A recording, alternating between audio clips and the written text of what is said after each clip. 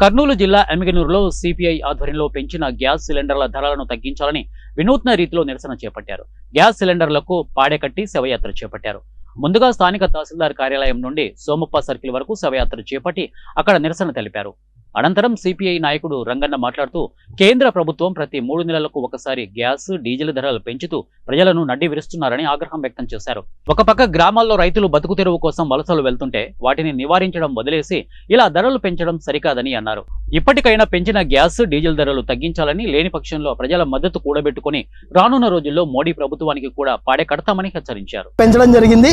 అంటే దేశవ్యాప్తంగా 30 కోట్ల మంది వినియోగదారులు ఇవాళ గ్యాస్ వినియోగిస్తున్నట్లయితే ఆ ప్రజలపై పడే భారం 9,100 కోట్ల రూపాయలు భారం పడింది.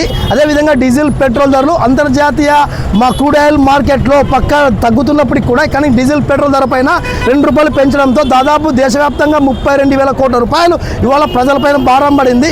రాష్ట్రం ఉజ్వల పథకం కానీ, దీపం పథకం కానీ గృహిణులు వినియోగిస్తున్నటువంటి ఈ యొక్క సిలిండర్ పైన దాదాపు 1.50 లక్షల 1.5 కోట్ల మంది ఈరోజు వినియోగిస్తున్న వాటిపై కూడా అదనపు భారాలు పడుతున్నాయి. కాబట్టి కేంద్ర ప్రభుత్వ, రాష్ట్ర ప్రభుత్వం ఒకటే విజ్ఞప్తి చేస్తున్నాం. ఎన్నికల ముందు ప్రజలపై ఎటువంటి భారాలు మోపినటువంటి యొక్క పాలక ప్రభుత్వాలు అధికారంకి ఎక్కిన తర్వాత మొత్తం కూడా భారాలు మోపుతున్నారు. ఇప్పటికే విద్యుత్ ఛార్జీలు పెరిగాయి, డీజిల్ పెరిగింది, పెట్రోల్ పెరిగింది.